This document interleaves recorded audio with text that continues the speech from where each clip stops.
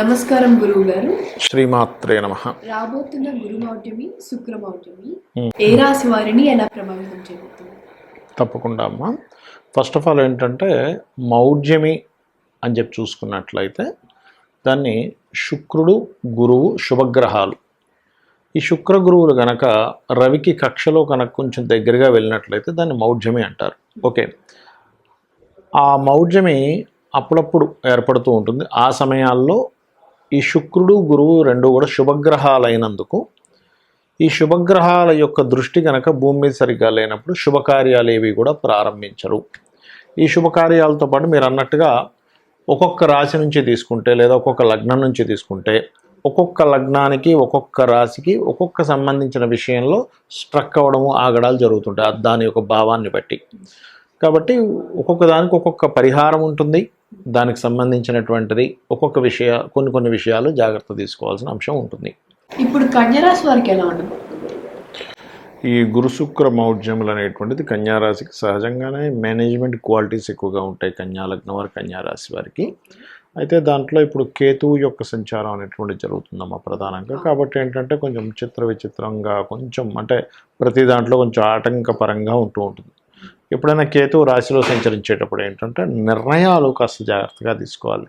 All of సడన్గా ఒక నిర్ణయం తీసుకొని వీళ్ళు దాన్ని ఫాలో అయిపోతూ ఉంటారు. అయితే ఇక్కడ ధనాధిపతి, భాగ్యాధిపతి అయ్యాడు శుక్రుడు. ధనభాగ్యాధిపతి అయినందుకు పర్టికులర్గా ఫైనాన్స్ మేనేజ్మెంట్ రిలేటెడ్ సంబంధించిన విషయాల్లో ఎవరికైనా పెద్ద మొత్తంలో ధనాన్ని ట్రాన్స్ఫర్ చేసేటువంటి అంశాల్లో చాలా జాగ్రత్తగా ఉండాలి.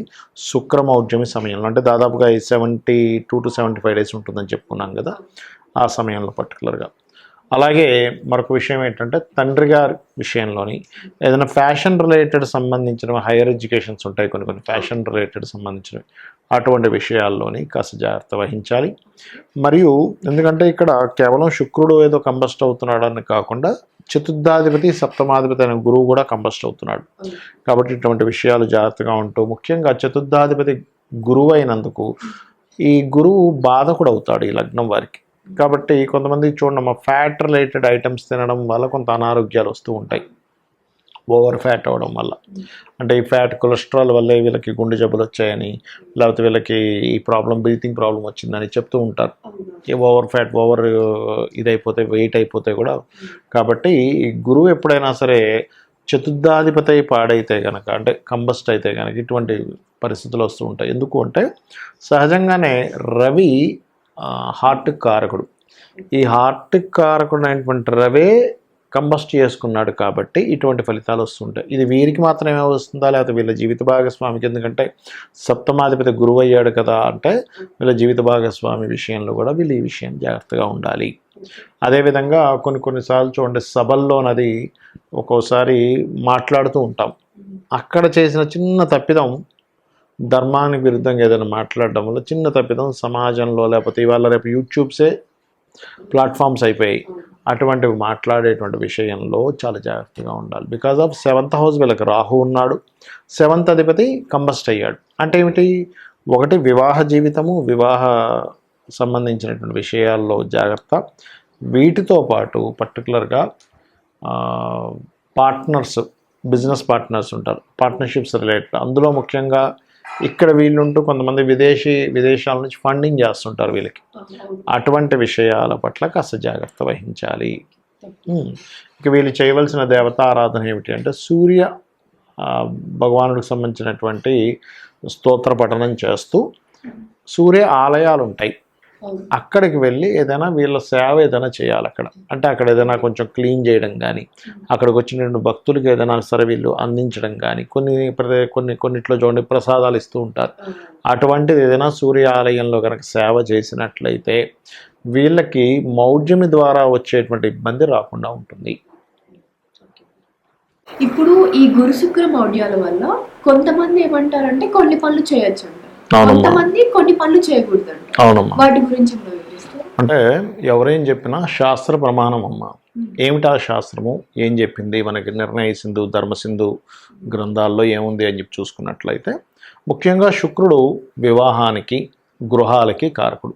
కాబట్టి లగ్నపత్రిక రాసుకోవడం చేయకూడదు. చాలామంది ఏమనుకుంటారు, వివాహం చేసుకోవట్లేదు కదండి, కేవలం లగ్నపత్రిక రాసుకుంటున్నాం కదా, దీనివల్ల దోషం లేదనుకుంటారు. కాదు, లగ్నపత్రిక అంటే కూడా వివాహంలో ముఖ్యమైనటువంటి పాత్ర పోషిస్తుంది. కాబట్టి లగ్నపత్రిక అస్సలు రాసుకోకూడదు. రెండవది, వివాహం అయితే ఎట్టి పరిస్థితుల్లో చేసుకోకూడదు, గుర్తుపెట్టుకోండి. ఇక శంకుస్థాపన, గృహప్రవేశము, నూతన గృహ ప్రవేశం చేస్తుంటారు, నూతన గృహ శంకుస్థాపన చేస్తుంటారు, గృహ ఆరంభం చేస్తూ ఉంటారు చూసారా, ఇటువంటివి అస్సలు పనికిరాదు, ఇది గుర్తుపెట్టుకోండి. అందులో గురుమౌఢ్యమి సంబంధించిన వాటిల్లో ఏంటంటే ఉపనయన సంబంధించినటువంటివి కూడా చేయకూడదు. ఇది మెయిన్గా గుర్తుపెట్టుకోండి. మరి చేయదగ్గ పనులు ఏమిటి అని చెప్పి చూసుకున్నట్లయితే, ఇప్పుడు అన్నప్రాసన ఉంది, అన్నప్రాసన చక్కగా చేసుకోవచ్చు, దానికి ఏం సంబంధం లేదు. ఎందుకంటే గురువు కానీ శుక్రుడు కానీ అన్నప్రాసనకి సంబంధం ఉండదు వాళ్ళకి, అది చంద్రుడు కారకత్వం అన్నప్రాసన అనేటువంటిది. ఓకే, అదేవిధంగా ప్రయాణాలు కూడా చంద్రుడు కారకుడు. చాలామంది ఏమనుకుంటారంటే, అమ్మో మనం ఇప్పుడు ఈ మౌఢ్యం ఉంది కదండి, ప్రయాణం చేయొచ్చా అనుకుంటారు. అలాంటిది ఏమీ లేదు. ఇంకొకటి ఏంటంటే, ఏదైనా శుభకార్యాలకి కాకుండా ఇప్పుడు మామూలుగా చూడండి, మనం ఏదైనా తీర్థయాత్రల ప్రయాణాలు చేస్తాం చూసారు, దానికైతే మీరు ఏమీ చూసుకోవాల్సిన పని లేదు. ఎందుకంటే భగవత్ సంబంధించిన వాటి దగ్గరికి వెళ్తున్నప్పుడు భగవంతుడే చూసుకుంటాడు అనమాట. ఓకే, కాబట్టి ఇటువంటివి ముఖ్యంగా గుర్తుపెట్టుకోవాలి. అలాగే మరికొన్ని విషయాలు ఇక్కడ చూసుకున్నట్లయితే, ఇప్పుడు చూడండి, ఇందాక మనం చెప్పుకున్నాం ఏమని, గృహప్రవేశము గృహారంభము చేయకూడదు అన్నాం. కానీ గృహ రిపేర్లు చేసుకోవచ్చు. ఇప్పుడు ఇంట్లో ఏదో వాస్తుదోషం ఉంది, లేకపోతే సంథింగ్ లోపల ఏదో ప్రాబ్లం ఉంది, బండలు పాడైపోయాయి, లేకపోతే బాత్రూంలో వాటర్కి సంబంధించిన ఏదో ప్రాబ్లం వచ్చింది, ట్యాప్స్ పాడయ్యాయి, అమ్మ మౌఢ్యమి కదా ఈ టైంలో చేయించుకోకూడదు అనేటువంటిది ఏమీ లేదు, ఇది గుర్తుపెట్టుకోండి. ఓకే, అదేవిధంగా మరికొన్ని విషయాలు కనుక చూసుకున్నట్లయితే, ఇక్కడ ఆరంభం చేయకూడదు అన్నారు కదా, భూములు కొనొచ్చా లేదా అనేటువంటి సందేహం వస్తుంది కొంతమందికి. భూములు కొనడము చేయవచ్చు, అమ్మడము చేయవచ్చు, తప్పులేదు. ఎందుకంటే భూమికి కారకుడు శుక్రుడు కాదు, గృహానికి శుక్రుడు. భూమికి కారకుడు బుధుడు కుజుడు అవుతారు, అంటే పొలాలు గట్రా వాటికి బుధుడు అవుతాడు. అదేవిధంగా ఈ యొక్క ల్యాండ్స్కి కారకుడు కుజుడు అవుతాడమ్మా. కాబట్టి కుజుడు ఎక్కడ అవ్వట్లేదు కదా, ఎప్పుడు మీరు కొనకూడదు, అమ్మకూడదు, ఎప్పుడు చేయకూడదు, కుజుడు కంబస్ట్ అవుతాడు ఒక్కోసారి, అలాంటప్పుడు చేయకూడదు. ఓకే, అది గుర్తుపెట్టుకోండి. అలాగే మరొకటి ఏంటంటే, ఇంకొంతమంది నేనంటే హాస్యాస్పదంగా ఉంటుంటుంది, ఉద్యోగంలో జాయిన్ అవ్వచ్చండి అని అడుగుతుంటారు మౌఢ్యంలో.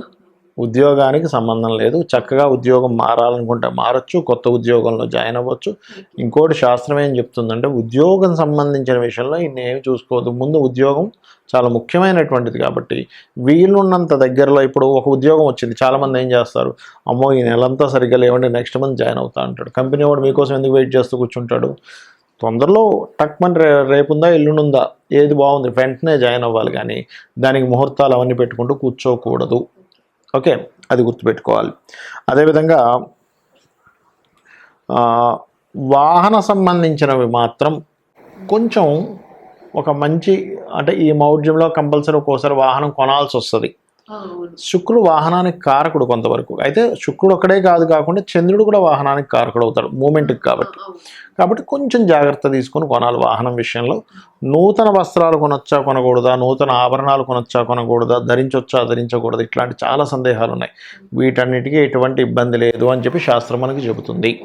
కాబట్టి ఈ విషయాలు ఖచ్చితంగా మనం పాటించాలి, ఈ విషయాలు పాటించకూడదు. కానీ ఒక్కొక్కసారి ఎలా ఉంటుందంటే, ఖచ్చితంగా చేయాలండి.